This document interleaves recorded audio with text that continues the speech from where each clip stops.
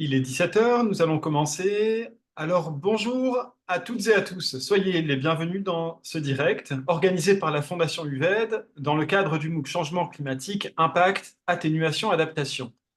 Alors il s'agit, vous le savez certainement, aujourd'hui du dernier direct d'un cycle qui a commencé en octobre 2023 et qui vous a déjà proposé 12 rendez-vous, donc 12 temps d'écoute et d'échange avec des scientifiques, la plupart intervenant dans ce MOOC et qui s'intéressent et qui travaillent de près sur les questions liées au changement climatique. Je vous le rappelle, tous les replays sont à retrouver dans la partie du cours qui est intitulée Direct, mais également sur notre chaîne YouTube UVED. Alors, je ne l'ai pas précisé dans les précédents événements, mais je rappelle que ces événements ont eu beaucoup de succès. Ils ont été suivis en moyenne par 200 personnes, c'est beaucoup. Ça témoigne de tout l'intérêt que vous avez pour ce type d'événement, et je vois que vous êtes encore aujourd'hui nombreux à y participer. Pour ce dernier direct, nous avons le plaisir d'accueillir Benoît Léniel, qui est professeur à l'Université Rouen-Normandie, et qui va nous faire une présentation d'une trentaine de minutes sur le thème du changement climatique en région. Vous êtes à présent familiarisé avec le principe et le fonctionnement de ces directs. Après cette présentation, donc d'une trentaine de minutes, il y aura un temps d'échange avec vous sur la base de questions que vous pourrez lui poser non pas directement, mais en utilisant le fil de discussion qui est situé sur la droite de votre écran. Ma collègue Delphine, que je remercie une nouvelle fois de sa présence, m'aidera à relayer ces questions à notre intervenant. Mais entrons sans plus tarder dans le vif du sujet. Benoît Léniel, bonjour. Bonjour. Alors merci d'avoir accepté de participer à ce direct. Avant de vous laisser la parole, permettez-moi de vous présenter. Alors, vous êtes professeur en géosciences et environnement à l'Université de Rouen-Normandie. Vous êtes largement engagé sur des questions de développement durable et de changement climatique, et ce, à différentes échelles, c'est important de le préciser. Par exemple, au plan régional, vous êtes coprésident du GIEC normand. On en reparlera. Au plan national, vous êtes depuis peu haut fonctionnaire au développement durable du ministère de l'Enseignement supérieur et de la Recherche. Et enfin, au plan international, vous êtes délégué français au GIEC. Donc de multiples responsabilités en lien avec la question climatique, et ce, à différentes échelles. Pour être tout à fait complet, je rappelle que vous êtes le responsable scientifique de ce MOOC, qui constitue une version mise à jour d'un MOOC que l'on avait produit en 2015. Et Benoît, je profite de ce webinaire et de cette introduction au nom du VED pour vous remercier d'avoir investi du temps dans ce projet, pour ce projet, qui a rencontré un beau succès avec plus de 13 000 participants, mais aussi une large utilisation de tous les contenus qui ont été produits dans l'enseignement supérieur. Merci beaucoup, Benoît. J'invite tous les auditeurs à bien vouloir couper leur micro. Benoît, je vous laisse la parole. Je vous dis à tout à l'heure pour le temps d'échange. Et je m'occupe donc tout de suite du partage d'écran.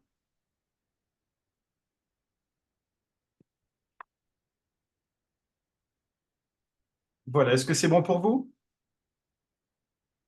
Euh, c'est la première diapo? Oui. Oui, voilà, c'est bon. Merci beaucoup. Bonjour à toutes et à tous, et merci à l'UVED. Ça a été je dois dire, un réel plaisir de travailler avec vous sur ce sujet et ces enjeux vraiment de portée internationale, nationale et régionale, parce que travailler sur le changement climatique, avoir des connaissances sur le changement climatique à l'échelle globale et nationale, c'est important. Mais c'est d'autant plus important aussi d'avoir des connaissances à l'échelle des régions françaises pour, on le verra, se positionner en termes de mesures d'atténuation et d'adaptation qui soient appropriées pour les territoires. La suivante, s'il vous plaît. Alors, il faut savoir que pour répondre à ces enjeux, des GREC, des groupes de recherche sur les études sur le changement climatique, ont été mis en place dans les régions. Il existe actuellement à peu près 10 GREC. Et donc, ces GREC apportent la connaissance sur le changement climatique en région, et ils ont comme objectif, donc, non seulement d'apporter cette connaissance, mais également de permettre l'appropriation, la sensibilisation de tous les acteurs socio-économiques pour massifier l'action en termes d'atténuation sur le changement climatique et d'adaptation. Alors ici, ce qu'on peut voir j'ai pris donc trois exemples de régions, hein, Normandie, Auvergne-Rhône-Alpes et Occitanie, et on peut voir qu'effectivement, quand on parle de réchauffement climatique, c'est une réalité dans les régions françaises, puisque si vous prenez la Normandie et vous tracez des tendances sur l'ensemble des stations normandes de référence, eh bien, vous voyez que depuis 1970, le réchauffement est de plus 1,2 à plus 2 degrés Celsius. Sur la métropole de Rouen, vous voyez que la courbe bleue, les températures minimales de nuit ont augmenté, les températures moyennes en noir ont augmenté, et les températures maximales de jour ont augmenté, et c'est valable sur toutes les stations. Sur la région Auvergne-Rhône-Alpes, également, quand on applique la méthode des anomalies du GIEC et qu'on compare deux périodes, une période récente à une période ancienne, eh bien, là aussi, sur toutes les stations, vous voyez que le réchauffement, c'est une réalité avec plus 2,1, plus 2,7 degrés de réchauffement. Et sur l'Occitanie également, puisque le réchauffement, quand on compare la période 2001-2020 à 1901, à la période plus ancienne, eh bien, vous voyez qu'on est sur plus 1,8 et on peut aller sur la dernière décennie à plus 2,1. Et sur l'exemple de Toulouse, eh bien, on voit qu'à partir des années 90, on a vraiment un réchauffement important. Alors, c'est une réalité et que nous indiquent les projections. Donc, les projections, comme vous le savez, on simule hein, le réchauffement sur la base de scénarios. Et ici, vous avez deux exemples sur la Normandie et l'Occitanie. Ce qu'on voit sur la Normandie, c'est que vous avez une carte qui apparaît en bleu, c'est les températures moyennes actuelles. Et puis, une projection à l'horizon moyen terme 2040-2070 et long terme 2070-2100. Et les lignes, il faut les regarder. La première ligne, c'est sur le scénario le plus optimiste et la deuxième ligne, c'est sur le scénario le plus pessimiste. Donc on a la marge de réchauffement et vous voyez que la carte qui était en bleu devient jaune ou rouge, ce qui témoigne qu'on va vers un réchauffement hein, et qui serait compris sur la Normandie, suivant les régions, entre plus 1 et plus 4 degrés. Et sur l'Occitanie, si on prend les différents scénarios et qu'on se positionne à 2100 sur le long terme, vous voyez qu'on irait vers un réchauffement de plus 0,5 à plus 3,8 degrés. Alors j'attire votre attention, c'est que le scénario le plus optimiste, euh, n'est malheureusement, qui est celui vers lequel on voudrait tendre dans le cadre de la COP 21, globalement, eh bien malheureusement, il n'est pas réaliste aujourd'hui. Il n'est pas réaliste et nous sommes sur des réchauffements sur la Normandie de plus 2 à plus 4 degrés et sur l'Occitanie aussi de plus 2 à plus 4 degrés. Donc nous sommes sur des scénarios intermédiaires hauts, voire un scénario haut au vu de nos émissions de gaz à effet de serre. La suivante. Alors tout ça va se marquer par une augmentation du nombre de jours de forte chaleur, comme on est actuellement. Alors ici, là, on a pris les jours supérieurs ou égaux à 30 degrés. Donc vous voyez sur la courbe sur la Normandie, le premier scénario en vert, c'est notre fameux scénario optimiste. Donc sur la Normandie, on aurait peu d'évolution sur ce scénario optimiste. Malheureusement, on n'est pas sur ce scénario. On va plutôt, même s'il est un peu exagéré, sur le scénario en rouge.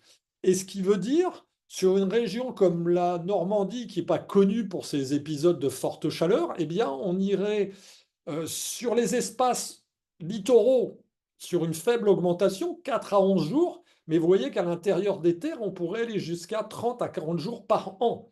Et puis, vous avez les projections pour la région Auvergne-Rhône-Alpes, et là, on irait jusqu'à 20 à 50 jours par an. Et vous voyez que sur les grandes métropoles comme Lyon, Clermont-Ferrand, Grenoble ou Saint-Étienne, eh bien, on aurait des maxima de température lors des épisodes de canicule qui atteindraient les 50 degrés. Et ceci renforcé par les phénomènes d'îlots de chaleur en ville, hein, donc 50 degrés en ville. Alors, un autre élément aussi préoccupant, c'est l'élévation du niveau des mers. L'élévation du niveau des mers, ici vous avez là encore les différents scénarios sur les projections du GIEC. on est globalement entre 40 centimètres et 1 mètre d'élévation du niveau des mers. Mais là encore, au vu des émissions de gaz à effet de serre, malheureusement, le scénario à 40 centimètres, vous pouvez le mettre de côté. Et on est plutôt sur 60 centimètres à 1 mètre d'élévation. Et vous voyez que sur la figure, il y a une ligne rouge en pointillé qui est liée à éventuellement une fonte massive de certains glaciers en Antarctique, qui sont très suivis par les scientifiques. Et à ce moment-là, on pourrait être sur une élévation du niveau des mers de 1,80 m. Alors, ce phénomène d'élévation du niveau des mers sur les littoraux, couplé avec les tempêtes, couplé avec les crues des rivières littorales, quand on a des précipitations intenses, vous comprenez bien, va entraîner une augmentation des inondations et du recul du trait de côte.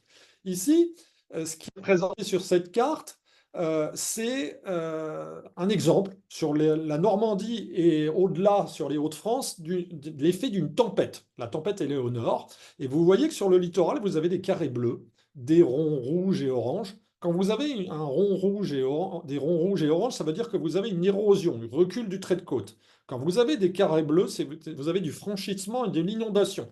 Et vous voyez que lors d'une tempête majeure, hein, sur le littoral, on aurait pu prendre l'Occitanie aussi, la Méditerranée, mais lors des tempêtes majeures, vous avez sur tout le littoral des phénomènes d'inondation et de recul du trait de côte. Juste pour afficher le petit texte qui arrive après, il y a une animation. Notre problème, c'est qu'il faut comprendre, c'est que à ces tempêtes qui entraînent des phénomènes de gonflement de surcote va s'ajouter l'élévation du niveau des mers. Jusqu'à maintenant, ces phénomènes-là, on les avait simplement pour des tempêtes intenses. Mais ce qu'il faut comprendre, c'est que à partir du moment où vous avez un niveau de la mer qui va être plus haut, les tempêtes modérées qui n'entraînaient pas ces phénomènes-là, puisque le niveau de l'eau est plus haut, eh bien, ces tempêtes vont passer les digues, alors qu'ils ne devraient pas. Donc ça veut dire que même si on n'augmente pas le nombre de tempêtes, eh bien, l'effet combiné entraîne une augmentation de la fréquence et de l'intensité des submersions et donc des inondations. La suivante. Alors ça, c'est un zoom sur la métropole de Rouen, mais c'est valable, ça peut être extrapolé sur tous les fleuves où il y a une influence de la marée et où il y a aussi des sites industriels. Sur la Seine, on a beaucoup de sites industriels Céveso, et ici, ce qu'on a simulé en orange, c'est les inondations qui sont liées à des phénomènes couplés entre des pluies intenses et des crues de rivière, et une remontée du niveau de la mer qui entraîne un blocage des écoulements. Vous avez confrontation entre deux masses d'eau et ça déborde de chaque côté. Et le souci, c'est que vous voyez les points rouges sur la carte, ces points rouges sont des sites Céveso, ce qui veut dire que vous avez un aléa naturel, l'inondation liée au changement climatique, qui va entraîner un risque industriel, donc une augmentation des risques industriels. Qui dit risque industriel dit risque sanitaire éventuel, risque économique et risques sociétaux, hein, parce que se pose aussi la question de toutes ces industries sur la vallée de la Seine. La suivante. Alors, sur les ressources en eau, hein, entend parler régulièrement depuis 2 ans des problèmes de ressources en eau sur la France, et notamment sur le sud de la France et en Occitanie. Eh bien, vous voyez ici, les projections indiquent une augmentation des températures. Donc forcément, vous avez une augmentation de l'évaporation et de l'évapotranspiration.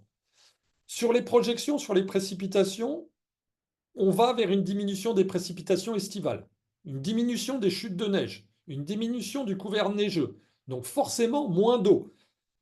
Moins d'eau dans les sols, moins d'eau dans les rivières et une reconstitution plus faible des nappes phréatiques. Donc forcément, une diminution des ressources en eau de surface et souterraine. Vous avez ici une carte sur l'évolution des débits en moyenne annuelle sur la France, et vous voyez que rien ne figure en bleu. Le bleu voudrait dire une augmentation, tout est en jaune ou rouge, ce qui veut dire une diminution. Et on aura notamment lors des périodes sèches, ce qu'on appelle les débits d'étiage, des diminutions qui pourraient être de 5 à 30%. À 30%, pardon. À l'opposé, moins de pluie l'été, non, la précédente encore, juste, voilà. Moins de pluie l'été, mais par contre plus de précipitations violentes, comme on peut le voir récemment, Et qui dit des précipitations violentes dit des crues éclairs plus marquées. Et vous voyez que ces dernières années, on en a de plus en plus sur toutes les régions françaises, de plus forts ruissellements, plus d'inondations, plus d'érosion des sols, plus de turbidité de l'eau et plus de coulées de boue de facto. Les ressources en eau, c'est aussi bien évidemment notre ressource en eau potable, c'est aussi notre nappe d'eau souterraine. Et là aussi, deux exemples. Sur l'Occitanie, c'est un exemple à l'horizon 2050 de la recharge des nappes, c'est-à-dire que de l'eau qui s'infiltre dans les terrains et qui vient recharger les nappes. Et vous voyez que sur les bordures, on est sur une diminution de la recharge qui serait de 5 à 10%, mais au centre de l'Occitanie, on pourrait avoir diminution de cette recharge très importante de 30%. De l'autre côté, sur le bassin de la Seine, eh bien, c'est une diminution, puisqu'on diminue la recharge, on diminue le niveau des nappes. Et vous voyez que sur le bassin de la Seine, ces nappes vont diminuer de 50 cm à 1 mètre au mieux, mais pourraient diminuer dans certaines régions de plus de 5 mètres, voire 10 mètres. Juste là. Et donc, ça veut dire quoi? Ça veut dire un problème forcément de disponibilité en eau à certaines périodes, principalement l'été, et donc, bien évidemment, prévoir des périodes d'économie et de restriction qui seront plus nombreuses, puisqu'elles arriveront plus souvent chaque année, et elles seront plus longues. Pourquoi? Parce qu'elles commenceront plus tôt dans l'année et se termineront plus tard. La suivante. Alors celle-ci, c'est pour résumer un peu les impacts sur notre territoire et dans les régions dont je vous ai parlé, mais c'est valable pour toutes les régions françaises. Sur la santé, on a parlé d'une augmentation des inondations. Donc, quand on parle d'augmentation des inondations, c'est une augmentation des impacts physiques, blessures, noyades, comme on l'a vu récemment, malheureusement. Des impacts psychologiques post-traumatiques quand vous avez perdu vos biens. Des dégradations de la qualité de l'eau. Des impacts avec des vagues de chaleur. De la surmortalité. Santé publique France, on a des chiffres. On sait, on prend souvent la canicule 2003 comme référence, c'est 15 000 décès en France sur cette canicule, et puis de 2014 à 2022, c'est environ 33 000 décès, et qui sont accentués par les phénomènes d'îlots de chaleur. Et puis c'est aussi dans une augmentation et dans les projections des maladies cutanées, des maladies oculaires, des cancers cutanés qui vont augmenter notamment chez les sujets de plus de 65 ans. Autre élément aussi, on s'aperçoit que on a de la faune envahissante, de la flore envahissante qui ne devrait pas être là en lien avec le changement climatique. Ici est représenté le moustique tigre. Le moustique tigre, il y a encore quelques décennies, était au sud de la France. On en a maintenant en Normandie. Et malheureusement, c'est suivi de près parce que ce moustique tigre peut apporter des maladies infectieuses, notamment le chikungunya, la dengue, le Zika. La pollution atmosphérique, alors la pollution atmosphérique, ce n'est pas bien évidemment lié directement au changement climatique, c'est nos rejets, mais il faut comprendre que le changement climatique exacerbe la pollution atmosphérique, c'est-à-dire qu'il renforce la pollution atmosphérique lors des phénomènes anticycloniques, qu'ils soient froids ou chauds. Et donc, forcément, une augmentation de la surmortalité, des pathologies chroniques comme les maladies respiratoires ou cardiovasculaires. Et enfin, des plantes envahissantes qui apportent des pollens allergisants, et nos collègues de la santé qui ont travaillé sur ces sujets dans les GIEC et GREC indiquent que les allergies vont augmenter. La suivante, un exemple. La biodiversité, vous le savez, est menacée. On a beaucoup d'exemples sur la biodiversité. Alors, biodiversité, l'érosion, ce n'est pas le changement climatique au départ. C'est quand même les activités humaines avec la réduction, morcellement, disparition des habitats. Mais ce qu'on estime dans les travaux du GIEC, c'est que le réchauffement climatique pourrait devenir la principale cause d'érosion de biodiversité. Et vous avez un exemple ici sur le hêtre, la répartition actuelle et la répartition future en 2100. Et vous voyez que dans toute la partie ouest, à part le nord, il n'y a plus de hêtre.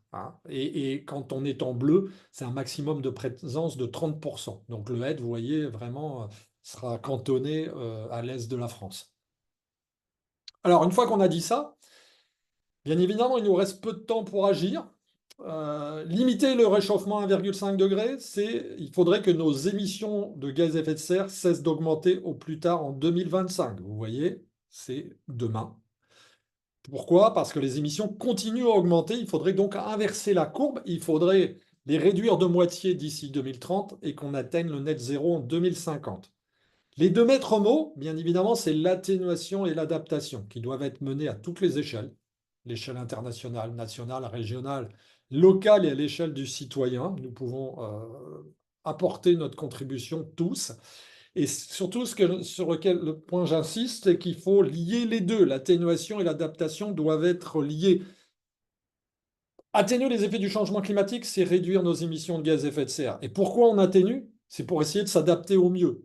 Typiquement, réduire, atténuer et se limiter à 1,5 degré, l'adaptation sera difficile, mais elle sera moins difficile que si on est sur une trajectoire actuelle de plus de... Actuellement, on est sur une trajectoire de plus 2,8 degrés. Et pour la France, ça veut dire plus 4 degrés. Et donc, vous comprenez bien, avec cette trajectoire-là, l'adaptation sera très difficile.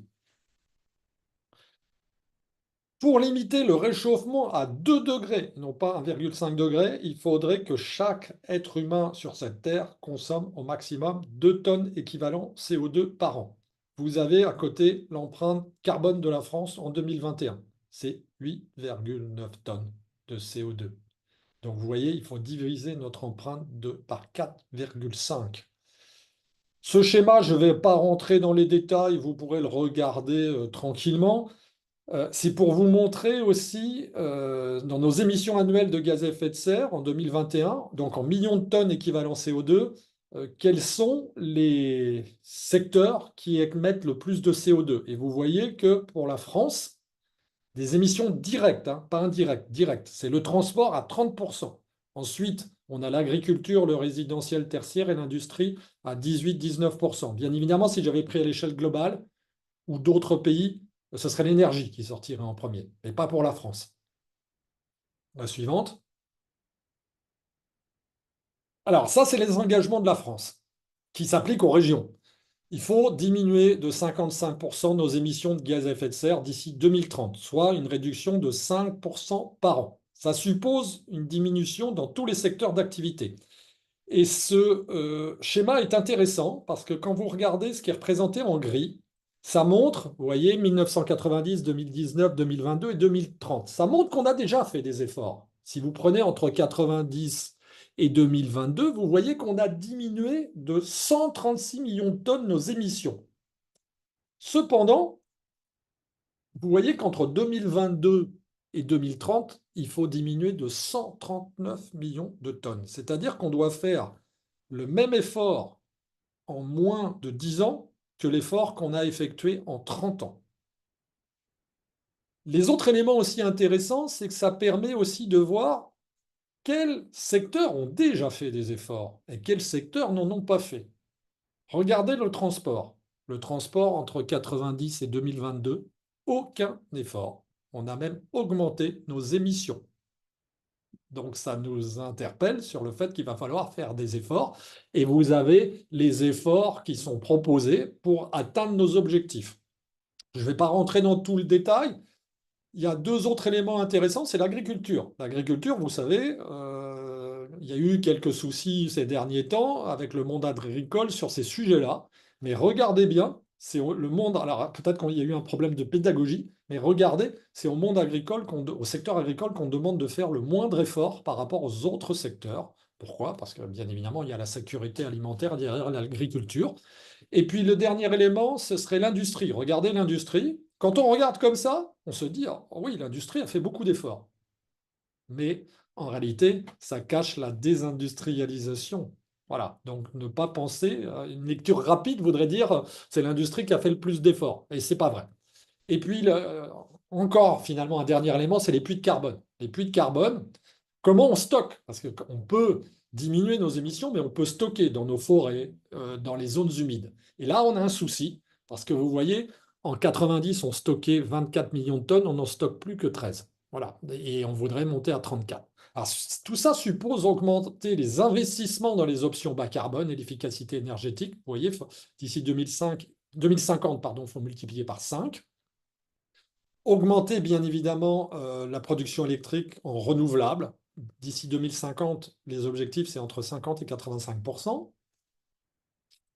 Alors ça suppose quoi? Ça suppose s'appuyer sur le déploiement de solutions technologiques actuelles matures. C'est-à-dire qu'on a des solutions actuellement qu'on peut appliquer pour faire ces efforts.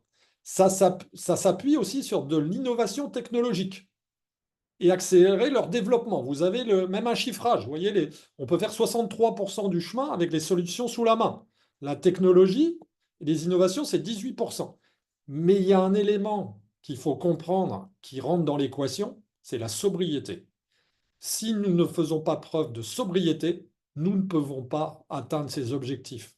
Donc la sobriété, c'est bien évidemment sur l'énergie, mais ce n'est pas que l'énergie, c'est la sobriété sur toutes les ressources, et ça suppose des changements de comportement. Et la sobriété, c'est 19% du chemin. Donc pensez que nos comportements ont un rôle aussi important dans l'équation. Alors ici, c'est pareil, hein, je ne vais pas rentrer dans le détail, bien évidemment, parce qu'il faudrait y passer trop de temps, mais c'est pour que vous ayez ces informations-là que vous pourrez regarder à tête reposée, c'est que l'État a proposé 52 leviers d'action. Et on retrouve le même code couleur. Quand on est en bleu, c'est les transports. Et vous voyez, juste un exemple, eh bien, pour atteindre ces objectifs de réduction, la voiture électrique, normalement, les objectifs sur la voiture électrique, c'est diminuer de 11 millions de tonnes. Donc, vous avez des objectifs, ce qui est intéressant, chiffrés. Le rouge, c'est l'industrie. Et l'industrie, on s'aperçoit que si les 50 plus grands sites industriels faisaient des efforts, on ferait la moitié du chemin pour l'industrie dans la réduction. Voilà. Donc vous pourrez regarder ça à tête reposée. Et puis, ce qui est intéressant, ça, c'est le plan décliné pour l'État.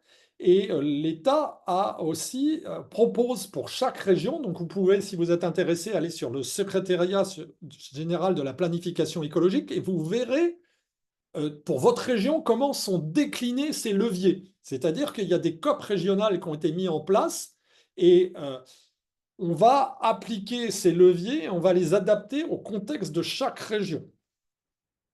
La suivante, alors c'était aussi, je vous ai parlé des risques, hein, des risques, et notamment comment on fait face et comment on s'adapte à ces risques d'inondation, notamment.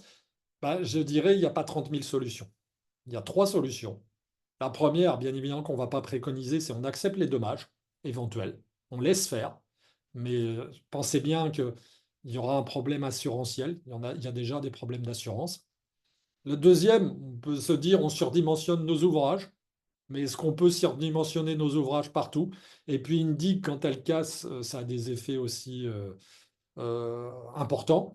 Donc ça veut dire qu'il y a toute une réflexion à mener à l'échelle des territoires. Quelles sont les portions de territoire que l'on protège? Quelles sont les portions de territoire qu'on ouvre à la mer? Et les Pays-Bas sont déjà dans cette logique-là.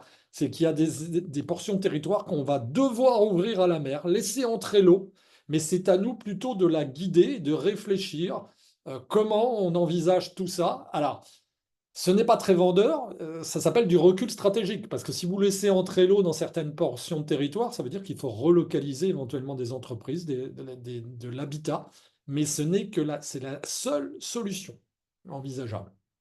Et la dernière diapositive qui s'anime. Alors aujourd'hui, voilà, grâce à l'UVED, aujourd'hui on fait de la communication, sensibilisation, et grâce à l'UVED, il y a eu tout un pan sur le sujet climatique de formation qui vous a été proposé. Et ça, la formation, c'est essentiel. C'est essentiel parce que quand on doit prendre en compte ces éléments-là en tant que citoyen dans son propre métier, c'est bien d'être sensibilisé, mais il faut aussi être formé pour prendre les bonnes mesures. Les éléments suivants, donc j'en ai déjà parlé. La difficulté, c'est que, vous voyez qu'on parle d'atténuation et d'adaptation, il faut que ce soit réfléchi, partagé, engagé par tous les acteurs de manière concertée et structurée. L'échelle régionale est intéressante pour mettre les acteurs autour de la table. Il y a beaucoup d'initiatives qui sont mises en place, mais elles sont souvent éparpillées, donc il faut essayer de les recenser, voir celles qui sont positives, négatives. Le négatif est intéressant pour ne pas le reproduire. Et puis l'adaptation, c'est vraiment quand on veut s'adapter, on ne va pas s'adapter de la même façon, vous l'avez compris, quand on est à Marseille, quand on est à Rouen, quand on est à Paris, quand on est sur le littoral, quand on est en bord de fleuve. Donc l'adaptation, c'est en fonction des spécificités de chaque territoire. Donc là encore, c'est pour ça que l'échelle régionale est intéressante. Et donc ça veut dire qu'il faut réfléchir à un projet global de territoire où on intègre les risques, vous l'avez compris, le risque zéro n'existe pas. Les technologies, j'en ai déjà parlé, celles qu'on a sous la main et celles sur lesquelles on doit innover, et la sobriété. Et ça veut dire aussi que sur certains territoires, ces contraintes peuvent être aussi une opportunité pour redynamiser certains territoires, hein. Et le dernier élément, c'est que, bien évidemment, on a besoin d'un socle scientifique solide. Si on n'a pas de scientifique sur ces sujets-là, que ce soit le changement climatique, la biodiversité, si on n'a pas de connaissances, on ne sait pas, on n'a pas les éléments. C'est-à-dire parler d'adaptation, par exemple, eh ben, si on n'a pas la connaissance en région, on va s'adapter à quoi?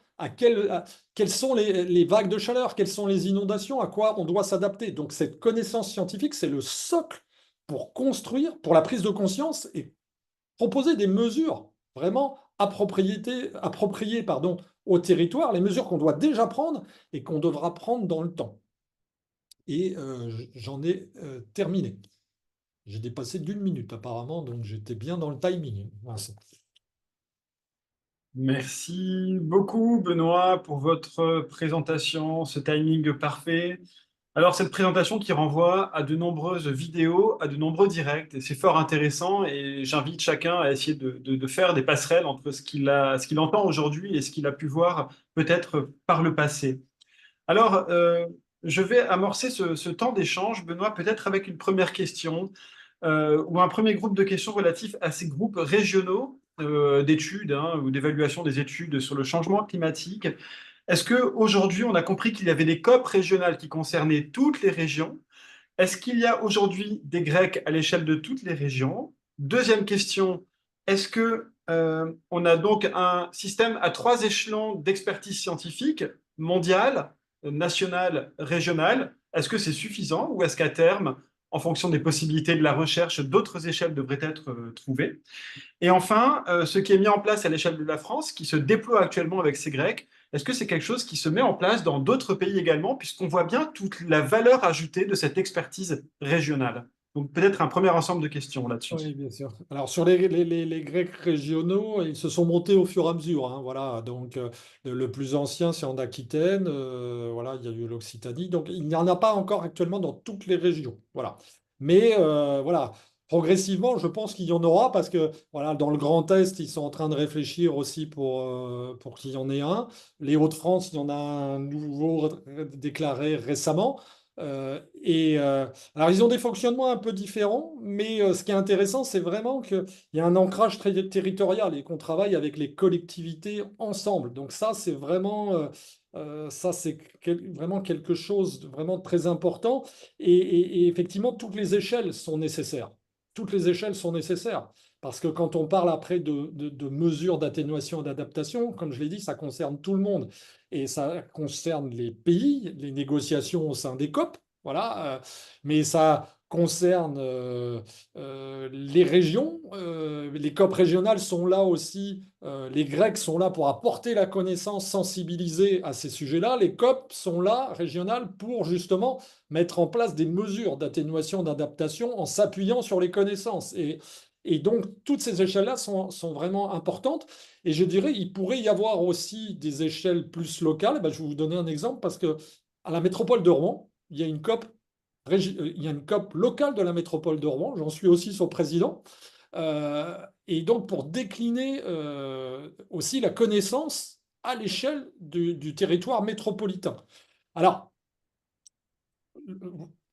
est-ce qu'il en faut partout? Là, le problème qu'on va avoir, c'est aussi les scientifiques disponibles. Parce que moi, sur ma région, je pourrais prendre l'exemple du Havre, qui m'a aussi contacté pour éventuellement mettre en place une COP sur la métropole du Havre. Et à un moment donné, notre difficulté aussi, c'est que les scientifiques qui sont dans ces GREC ou GIEC régionaux, la plupart, on le fait bénévolement. Donc on y passe beaucoup de temps, c'est beaucoup d'investissement parce qu'on y croit, mais à un moment donné, on est forcément limité en nombre. Et donc déjà avoir ces Grecs à l'échelle de toutes les régions, ça c'est quelque chose de fondamental. Voilà. Alors, je ne sais pas si j'ai oublié une question, Bah, Vincent. peut-être de toute façon, le temps passant, et je vois qu'il y a pas mal de questions posées, je vais avancer. Il avait été proposé à tous les participants, à tous les inscrits au MOOC, de poser leurs questions à titre de préparation de ce direct. Je vais peut-être vous en poser une, Benoît, sur atténuation et adaptation, parce qu'il a été, on a eu l'impression, en regardant votre vidéo de cours, qu'il était souvent beaucoup question d'adaptation sur la base des changements que l'on pouvait peut-être anticiper, et peut-être qu'il était moins question d'atténuation. Est-ce que c'est justifié? Qu'est-ce qui peut expliquer cela? Alors, il y a deux choses. Vous avez vu d'ailleurs dans la présentation que j'ai fait aujourd'hui, j'ai parlé plus d'atténuation presque, j'avais Oui, effectivement, d'adaptation. c'est plus Voilà. équilibré peut-être que dans la Voilà. vidéo de MOOC. C'est exact. Oui, mais parce que comme la vidéo était quand même très liée aux Grecs et notamment à celui en Normandie, et je sais que les Grecs, on est parti du principe, en tous les cas moi l'expérience que j'ai sur celui normand, que il y avait, même si c'est pas suffisant, il y avait déjà beaucoup de choses de fait en termes d'atténuation dans la région, à la région Normandie, dans la métropole de Rouen. Mais par contre, il y avait vraiment beaucoup de manques sur l'adaptation et qu'on était très en retard sur l'adaptation par rapport à d'autres pays. Vous avez parlé d'autres pays, notamment quand on regarde les pays comme les Pays-Bas ou les pays un peu plus nordiques, et qu'on était très en retard. Donc on a pris le parti pris de développer les connaissances et d'aller plus sur l'adaptation que l'atténuation. Mais vous voyez bien que l'atténuation fait quand même partie, bien évidemment, les deux sont très liés, hein, voilà. Et c'est pour ça que j'ai insisté aussi aujourd'hui sur l'atténuation et ce qui est surtout important, c'est de les regarder de concert. Et quelquefois, ce n'est pas le cas. C'est regarder trop en silo. Et ça, c'est important parce que les deux sont liés. Euh, Sur le forum du MOOC était posée une autre question. Alors peut-être qu'elle était très précise, Benoît. Je vous en ai parlé avant. C'était au niveau de la tourbière de Beaupt en 2026 avec une remise en eau. Mais peut-être cette question en appelle une autre plus globale qui fait le lien avec un message qui est posté sur le fil de discussion sur la comptabilité carbone à l'échelle de la région Normandie. Mais qui s'en occupe? Comment ça marche par rapport à la forêt, aux émissions liées au transport, etc. D'où viennent ces données? Comment sont-elles générées? Alors, la comptabilité carbone, nous, dans la partie, les experts du GIEC, on ne s'est pas intéressé à ça, hein, puisque la comptabilité carbone, il y a des services hein, dans la métropole, euh, il y a des services à la région, il y a des méthodes pour faire les bilans d'émissions de gaz à effet de serre aussi de l'ADEME, hein, la référence la comptabilité carbone et les émissions de gaz à effet de serre, c'est les méthodes voilà, qui sont développées à l'ADEME. Donc ça, c'est des travaux qui sont menés avec l'ADEME. Voilà. Alors, beaucoup de questions sur l'éducation, parce qu'on a bien compris que l'un des rôles des Grecs, c'était de produire de la recherche, enfin d'évaluer l'état des connaissances et ensuite d'aller vers les acteurs du territoire. Une autre question posée sur le forum du MOOC, toujours pour préparer ce direct. Est-ce que vous pourriez, Benoît, rappeler les différentes actions de sensibilisation qui sont menées par le GIEC normand? Est-ce que finalement ça touche tout le monde ou est-ce que c'est plutôt auprès des écoles, du grand public? Et puis ensuite, on va bien sûr aller sur la question des élus, qui sont des acteurs importants, mais il y en a beaucoup parce qu'il y a tout un échelon administratif important dans les territoires. Est-ce que vous pourriez nous parler un peu, nous proposer un panorama de ce que vous faites concrètement pour aller vers ces acteurs et éventuellement répondre à la question, vous allez vers eux, mais est-ce que eux vous sollicitent également? Est-ce qu'ils sollicitent votre expertise? Alors, comme le GIEC Normand, ça s'est fait vraiment en partenariat très très fort avec la région, et notamment le président de région, je dirais, qui venait à nos séances de travail, hein.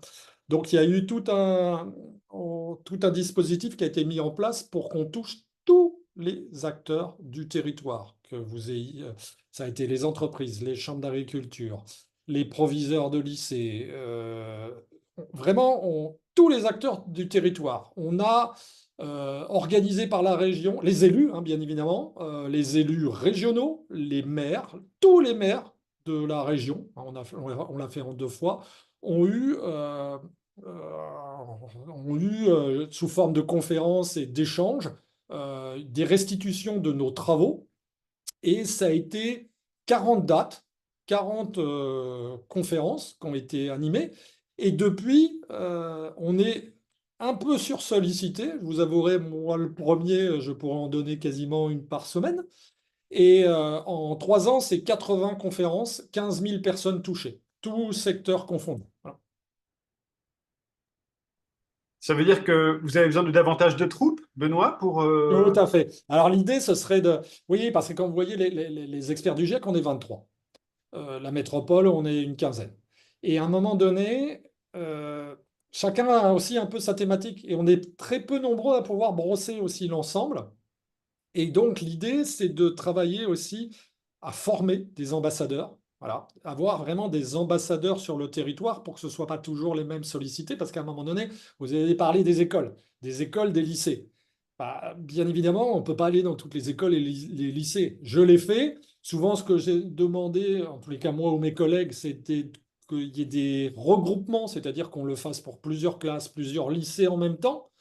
Ça s'est fait dans des cinémas où ils ont regroupé plusieurs classes de lycées, mais à un moment donné, voilà, on est contraint par le, voilà, on n'est pas suffisamment nombreux, et à un moment donné, il faut des ambassadeurs. Mais encore faut-il que les ambassadeurs soient correctement formés. Voilà. D'accord. Euh, Est-ce que le développement de ces Grecs, de cette expertise régionale, incite à décider, à produire des décisions d'une manière un petit peu différente, de manière plus participative? Ce qui est un peu l'esprit des COP, hein, c'est de trouver des compromis pour avancer, pour l'adaptation, pour l'atténuation. Est-ce que c'est le cas aussi de ce qui se fait à l'échelle locale, où on a tous en tête peut-être des expériences autour de la citoyenneté, où on met plusieurs personnes autour de la table, alors pas forcément comme des conventions citoyennes, mais est-ce qu'il y a ce type d'émergence dans les territoires pour décider et construire ensemble des décisions qui sont hyper complexes et qui remettent en question beaucoup de choses? Alors, c'est plus ou moins avancé dans les territoires, hein. Alors là, les COP régionales ont accéléré les choses. Mais moi, je peux parler de ce que je connais bien dans ma région. Et effectivement, hein, l'idée, suite à nos travaux, il y a eu une première phase donc, de l'état des connaissances, une deuxième phase de sensibilisation, communication, et une troisième phase où la région a mis les acteurs du territoire autour de la table pour proposer, justement, qu'il y ait cette partie participative avec les acteurs pour proposer des premières mesures d'atténuation et d'adaptation. Donc, il y a une série d'une quarantaine de mesures dans un premier plan et ça va continuer.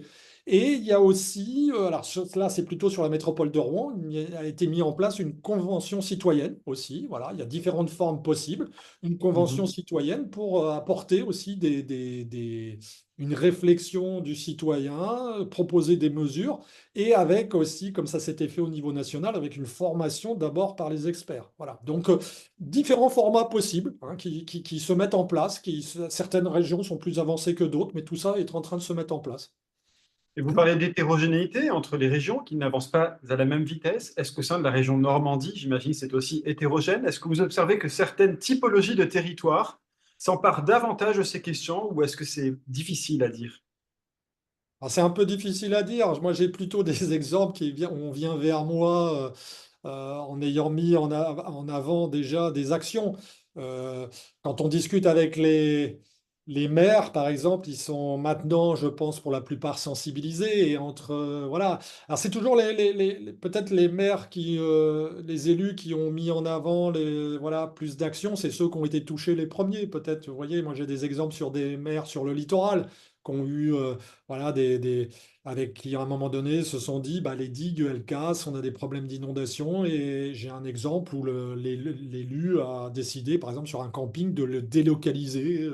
Voilà, donc il y a un certain nombre d'actions qui sont mises en place, mais là aussi, c'est très hétérogène à l'échelle du territoire. Et ce qui nous manque aussi, c'est ça, je l'ai dit rapidement, c'est qu'il y a beaucoup d'initiatives, mais j'arrive pas à avoir une vue exhaustive. J'aimerais que la région nous fasse peut-être une compilation de toutes les initiatives qui sont mises en place, savoir ce qui a marché, ce qui n'a pas marché, parce que ce qui n'a pas marché est aussi intéressant, et on a du mal à avoir cette vision exhaustive. Ah, Et la question des initiatives, elle fait partie justement des questions qui sont posées dans le fil de discussion.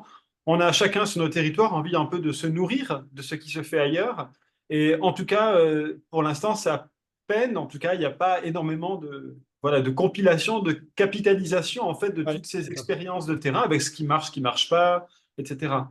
Ça, c'est votre observation, Benoît. Ah, moi, c'est mon observation et j'aimerais vraiment, je porte le souhait qu'on ait ces- ces- cette synthèse de ces initiatives et voilà, pour qu'on ait des retours d'expérience. Moi, sur ces sujets-là d'atténuation, d'adaptation, je ne crois beaucoup à l'expérimentation. L'expérimentation, mais il faut accepter aussi que l'expérimentation peut échouer.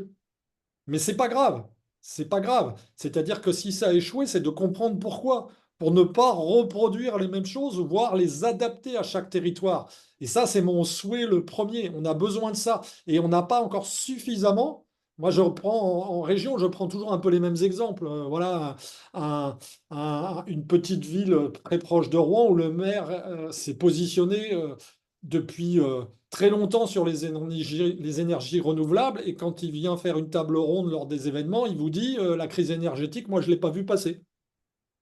Voilà, parce que j'avais mis en place des renouvelables depuis très longtemps ma commune, et ça, vous comprenez bien que pour d'autres maires, c'est très très parlant. Voilà.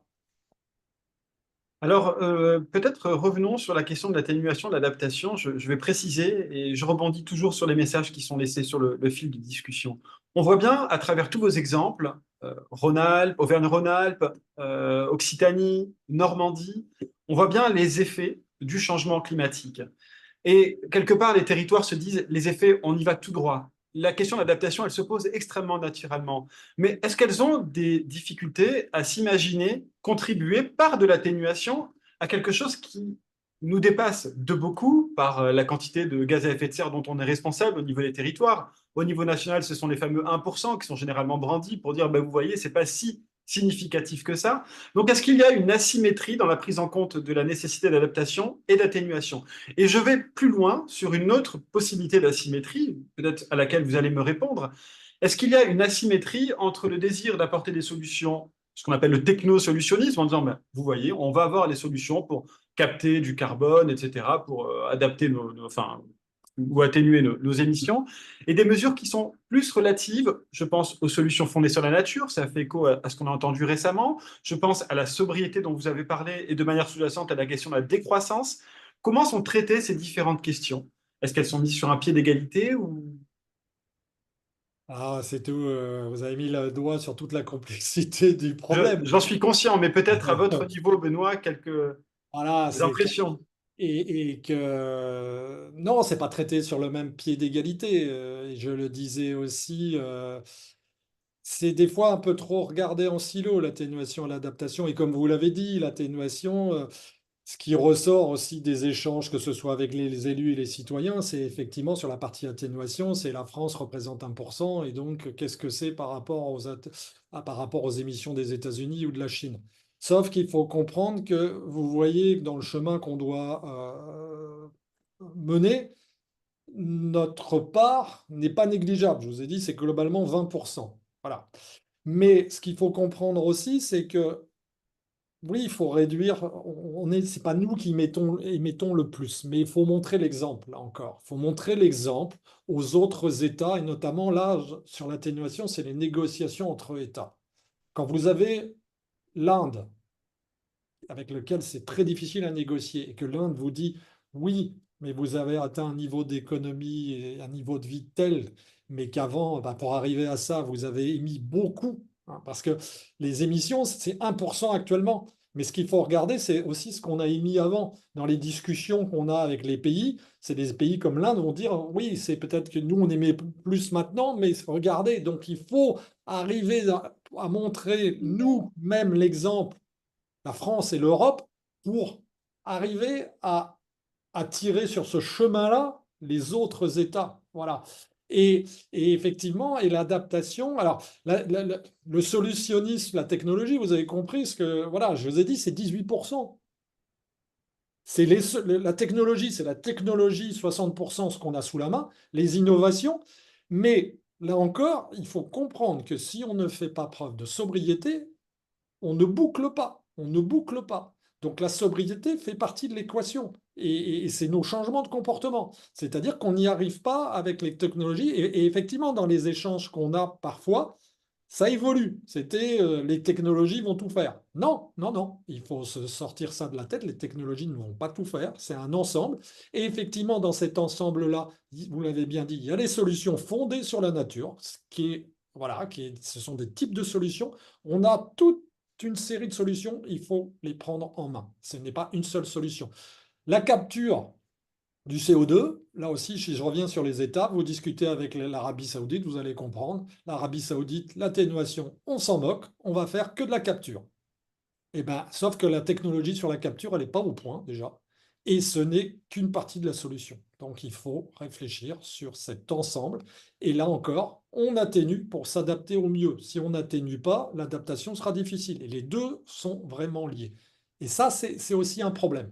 C'est un problème parce qu'on a souvent dans les collectivités d'un côté, et même l'État, hein, le plan d'atténuation, de l'autre côté, le plan d'adaptation. Tout ça doit se croiser. Voilà. À propos de choses qui doivent se croiser, vous avez, je l'ai présenté tout à l'heure en introduction, quand j'ai parcouru en tout cas vos différentes responsabilités, vous avez l'originalité, la particularité de vous impliquer à la fois au plan des COP internationales et aussi au plan régional. Comment les deux s'alimentent pour vous? Est-ce que l'un est nécessaire pour animer l'autre? Enfin, qu'est-ce que ça change dans votre manière de voir les problématiques locales que de les appréhender au niveau international? Ah, je pense qu'il faut avoir cette vision-là à un moment donné un peu systémique et pluriéchelle, notamment quand on réfléchit aux solutions qu'on doit mettre en place. Quand on doit mettre en place, il y a des solutions qui se posent au niveau des États, il y a des solutions qui se posent au niveau des régions et qui doivent être adaptées, comme je disais, aux spécificités de chaque région. On ne peut pas décliner ça simplement. Et puis, ce qui est important aussi, c'est qu'au niveau international aussi, ça permet de reposer le contexte régional par rapport à l'international. Vous voyez, quand on parle d'un réchauffement d'une trajectoire à l'international à plus 2,8 degrés, mais qu'est-ce que ça veut dire, un chiffre global? Pour la France, c'est pas 2,8, pour la France, c'est plus 4. Donc ça, il faut arriver à faire comprendre dans la sensibilisation et la formation que voilà, il y a des jeux d'échelle, c'est compliqué. Et moi, ce qui est intéressant, je trouve intéressant dans mon parcours, c'est que ça me permet de mesurer ces jeux d'échelle et puis dans les solutions, voir ce qui relève finalement plus, vous voyez, dans la discussion et toutes les questions que vous m'avez posées, ce qui relève peut-être plus de l'État, ce qui relève plus du citoyen ou de la région. Voilà. Peut-être une dernière question sur l'adaptation avant de revenir à celle de la formation. Je prends les choses peut-être un peu dans le désordre, hein, je vous Oui, prie de non, m'en non, mais excuser, mais voilà, j'essaie de... Voilà. Sur l'adaptation, vous l'avez montré avec la question du repli stratégique. Est-ce que les acteurs des territoires ont conscience qu'après un certain seuil d'élévation de la température de l'atmosphère, la question de l'adaptation devient très difficile, voire que nos capacités d'adaptation sont probablement dépassées? Est-ce que vous arrivez à le quantifier, vous, à peu près, ou à mettre sur la table cette information-là? Ça a été démontré dans le MOOC à plusieurs reprises. oui, bien sûr. Alors, scientifiquement, oui. Scientifiquement, oui, puisque suivant les scénarios, on est capable de dire, vous voyez, un réchauffement de 1,5 degré au niveau global, c'est une augmentation de X des sécheresses à plus 2,8 degrés, on multiplie davantage. Donc, de façon chiffrée, on peut le démontrer. Quand on fait une simulation des inondations sur la Seine, effectivement, à 1,5 degré ou à 4, les inondations ne sont pas les mêmes, les tempêtes aussi. Donc ça, on peut le chiffrer. Par contre, la prise de conscience, bah, je dirais, on en est loin. On en est loin. Les personnes vous disent, vous écoutent et vous disent, oui, il faut mettre en place de l'adaptation. Alors c'est compliqué, mais il y a encore beaucoup de travail à mener pour qu'il y ait cette prise de conscience. C'est toujours la même chose. Ceux qui sont plus conscients, c'est ceux qui ont déjà été touchés, ont déjà été touchés par des inondations, qui ont déjà été touchés par des vagues de chaleur, malheureusement par des décès, par des... Voilà. Et malheureusement, c'est le propre de l'homme, hein, comme je dis souvent, de réagir quand il est les pieds dans la mouise. Mais sur ces sujets-là, on peut quand même anticiper. Vous voyez, l'atténuation, c'est en cours. L'adaptation, on a encore un petit peu de temps, mais pas beaucoup, hein. Vous voyez, comme je disais, vous prenez toutes les régions françaises. Là, en 2, 3 ans, il n'y en a pas une qui a été épargnée, soit par des vagues de chaleur, de l'incendie, des inondations. Et vous voyez, les inondations, ça tombe sur toutes les régions. Et c'est ce qui nous attend. Et c'est ce qui nous attend d'autant plus que si on est sur un réchauffement global à plus de 8. Mais ça, on n'arrive pas encore. Moi, j'ai pas vu le déclic. Certains maires, oui, certains élus, mais ils sont peu nombreux, hein. Voilà. Sur la question de l'adaptation, une dernière question. Il a souvent été question, y compris dans le MOOC, de la question de la maladaptation. Est-ce que vous pourriez éventuellement revenir rapidement sur cette idée d'une maladaptation, peut-être avec des exemples concrets? Et on a bien compris en réponse à la question de Corinne que les solutions fondées sur la nature ne sont pas des exemples de maladaptation. C'est plutôt ce vers quoi il faudrait tendre dans bien des contextes. Oui, bien sûr, parce que alors la maladaptation en tête, je me vient pas d'idée comme ça en tête, mais la maladaptation aussi, c'est éventuellement, comme vous l'avez dit à un moment donné, sur des solutions technologique où on va dire, par exemple, la maladaptation, se dire on va mettre des digues partout et on va relever tous les digues. Ce que j'ai entendu il y a quelques années, mais par exemple sur la Seine, en nous disant oui, c'est pas grave, hein, on relève les digues partout. Bah, typiquement, si vous faites ça, bon, déjà, vous avez peut-être pas l'argent pour faire ça partout, mais à un moment donné, de toute façon, l'eau, elle doit entrer quelque part. Donc, avoir des solutions, on se dit on met des digues et voilà. Alors peut-être à certains endroits pour protéger certains endroits, mais pas partout. Et ça peut être de la maladaptation. Voilà, se dire que oui, effectivement, la technologie, l'innovation, les solutions fondées sur la nature ne feront pas tout. Mais ça, effectivement, bah, l'histoire du marais se pose la question ici sur la Normandie. On a des grands marais. Est-ce qu'il ne faut pas inonder ces marais-là pour protéger d'autres endroits, construire autrement? Voilà, toutes ces questions se posent. Voilà. Mais la maladaptation, bah, là aussi, hein, on a des idées, les scientifiques, sur ce qu'il ne faut pas faire, mais on ne connaît pas tout. Et c'est pour ça que je disais, il faut expérimenter. Et peut-être qu'en expérimentant, on va se dire que bah, ce qu'on avait proposé là, c'était de la maladaptation. Et puis, il faut avoir aussi en tête qu'une solution qu'on prend à un moment donné, elle n'est peut-être plus valable à un autre moment dans le temps. Voilà. Et c'est ça aussi toute la complexité. Pour terminer, on a parlé de votre responsabilité à l'échelle internationale, à l'échelle régionale. Au niveau national, donc, vous êtes le fonctionnaire développement durable au sein du ministère de l'Enseignement supérieur et de la Recherche. Toutes mes félicitations déjà pour cette nomination qui, je crois, est très récente. Est-ce que vous pourriez nous dire et peut-être nous rassurer sur le fait que les cohortes d'étudiants d'ici quelques années auront au moins intégré l'urgence, la nature et l'urgence des enjeux environnementaux qui nous attendent et auxquels nous sommes déjà confrontés. Qu'est-ce que vous pouvez nous dire sur votre mission et sur ce qui est attendu en termes de formation des étudiants à la transition écologique? Sûr. Alors, merci pour les félicitations déjà. Et effectivement, c'est très récent, hein, ça, c'est sorti dans la presse récemment, mais ça a 3 semaines en réalité. J'ai eu ma lettre de nomination il y a 3 semaines, mais la situation aussi, vous l'avez compris, est un peu compliquée actuellement. Donc, on verra comment les choses évoluent. Mais donc, la mission du haut fonctionnaire en développement durable, hein, euh, c'est de vraiment d'animer et coordonner notamment les stratégies de l'État en termes des grandes stratégies sur la transition écologique et les décliner dans l'ESR, dans l'enseignement supérieur à la recherche, dans toutes les écoles, dans toutes les universités, dans les organismes nationaux de recherche. Et évidemment, il y a la recherche, il y a la réduction de notre empreinte environnementale et il y a la formation. Et avant d'être HFDD, j'étais déjà chargé de mission au ministère sur ces sujets-là, sur la formation. Et pour certains d'entre vous le savez peut-être, il y a une note de cadrage suite à un groupe de travail où l'UVED a participé, bien évidemment, euh, sur la formation qui a été envoyée à tous les chefs d'établissement, sur la formation des étudiants de premier cycle, hein, qui doit être mis en place à la rentrée 2025. Donc tous les étudiants des écoles et des universités devront être formés à la rentrée 2025 avec des thématiques changement climatique, biodiversité, ressources, transition juste et équité sociale.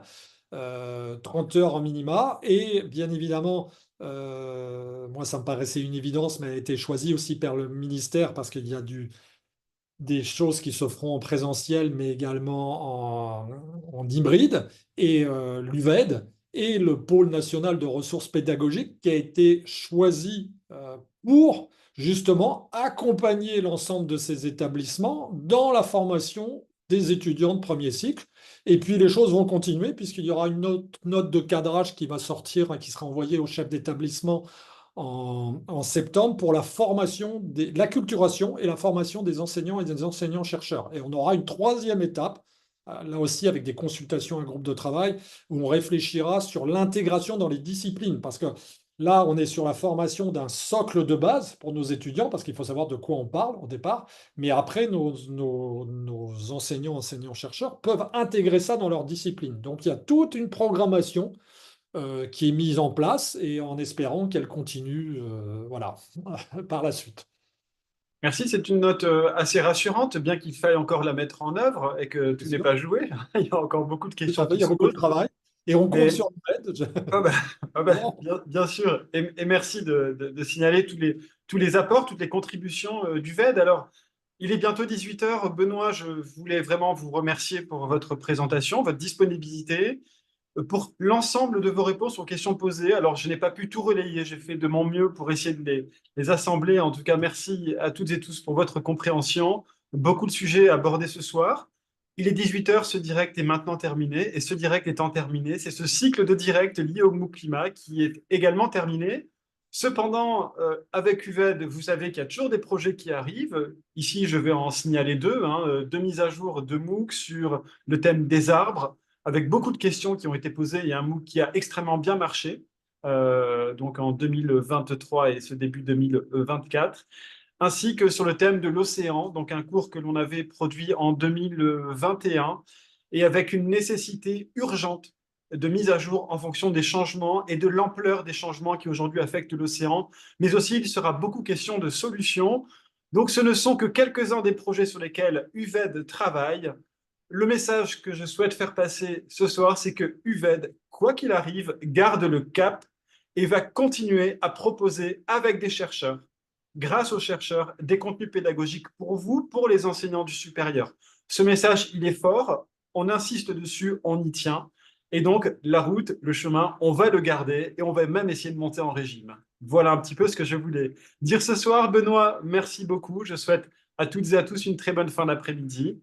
À bientôt pour de nouveaux projets, de nouvelles aventures. Merci beaucoup. C'était un plaisir. Au revoir. Au revoir.